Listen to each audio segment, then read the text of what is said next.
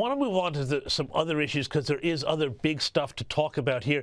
And I want to talk about the recent revelations from Ron Klain, the former Biden chief of staff, who, oh, guess what? In a new book called Uncharted, How Trump Beat Biden, Harris, and the Odds in the Widest Campaign in History by Chris Whipple, well, apparently Klain actually viewed Biden as out of it and even half seriously worried that Biden thought he was president of NATO. This is, quite a shocker because look at this exchange from the White House with Klain telling the press to leave a room back in 2021. Now we're going to get down to business here, and Ron, who am I turning this over to? Well, thank you very much, Mr. President. I think it's time for the press, our friends in the press to leave, though. Thank you. So Klain had in August, as recently as August, said that, Biden had been absolutely up to the job.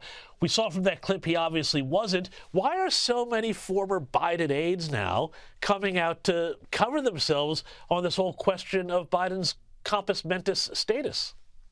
Yeah, well, I think the short answer is to cover their own rear ends as the Democrats continue to try and cast blame as to who's responsible, essentially for Donald Trump winning. If they don't believe Donald Trump won, they believe that Kamala Harris and Joe Biden lost. But as a former chief of staff, this one stuck with me because look, the guy who wrote that book is very credible. The guy that wrote that book, Chris Whipple, is the foremost sort of author when it comes to the office of the chief of staff. He wrote the definitive book on the office of the chief of staff. So I know he's got a very close relationship with Klain, or I expect that he does. And for Klain to come out and say that is befuddling to me as a former chief of staff. Essentially what he says is, I'm admitting that I lied to you. I lied to everybody. I knew that he was out of it, and I lied to everybody. And that is a real problem when it comes to faith in government, faith in the institution and so forth, the credibility of that chief of staff's office. So, yeah, look, I know Ron a little bit. It's a very small group of people who've been chief of staff to a president. But for a chief of staff to come out and say the president wasn't there and I didn't do anything about it, in fact, I lied about it to the other extreme, is troubling.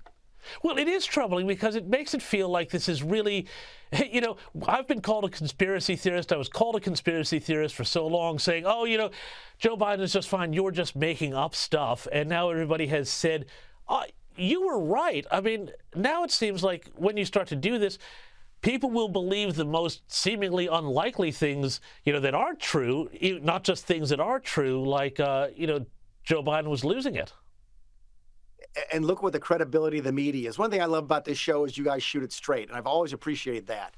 But the credibility of the media here has gone down so dramatically because of the Biden competency and capabilities issue. Imagine 3 presidents from now, right now, if you had a truly disabled president and the left-wing media went on and said, we think this person is incapacitated, who would believe them?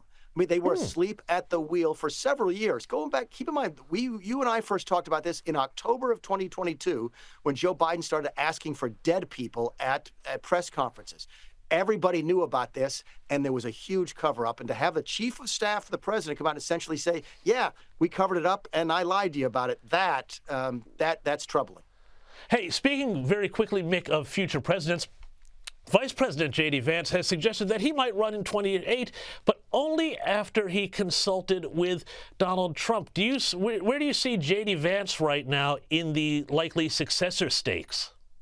Yeah, I think he's on the short list. There's no question. But Trump got asked this exact question and said, look, we'll see. And that's just how Donald Trump works. J.D. Vance has been doing a really good job. I like the guy. I didn't know him very well. He hadn't been in the Senate very long when he got moved over to the vice president's office.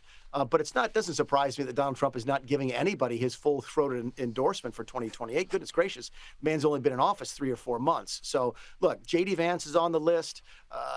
Sarah Huckabee Sanders, the governor of Arkansas, used to work for Trump in the first administration, is on the list. There's a lot of really good, talented, young Republicans that Donald Trump is going to wait and see on before he makes a decision on who he's supporting in 2028. We're a good ways away from that yet. That race doesn't really start until after the midterms in 2026.